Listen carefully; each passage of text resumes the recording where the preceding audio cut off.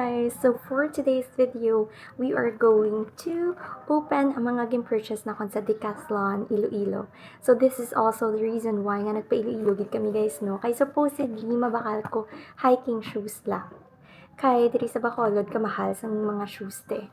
So umana nga pa Iloilo kami. Supposedly it's just overnight but then nag-declare sang stranded or wala sang biyahe. So that's why na-stranded kami guys. So before na siya na-stranded guys ng mga purchase.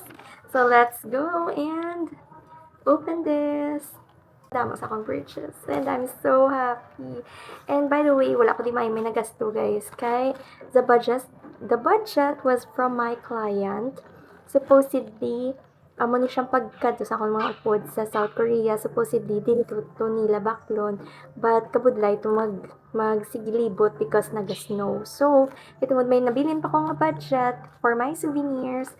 So instead ginhatag na lang din nila sa akon para idugang ko kung bakal sang hiking shoes, but then hindi lang hiking shoes ang ako nabakal because may sale sa Decathlon. So here's my purchase, and first thing guys is ang aton nga mat for our tent.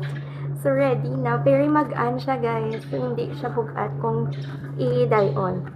So try ko ni siya danay if comfortable ko, if hindi siya hassle na dalon, then I'll stay with this and hindi ko mag-change to airbed. Kaya damo gasuggest ng friend ko nga palahay, gasuggest siya nga better daw is airbed. But try ko ni danay guys. And then next thing is my mug. Diba? So, akin na metallic na mug. So, kanami niya guys aesthetic. So, probably next time, ipa-engrave ko siya sa akon nga Jude Escapade. And then, next is kanami guys ang tela niya. So, Decathlon, gid siya guys ang brand. And, yes, brand is Decathlon, gid. And it's size small. And then, respect. So, in case nga magpabukid na ta guys. So, same guys. So, iyan nga brand is also Decathlon. Favorite purchase ito guys is ang ako nga hiking shoes. So, look. My hiking shoes in my size 36.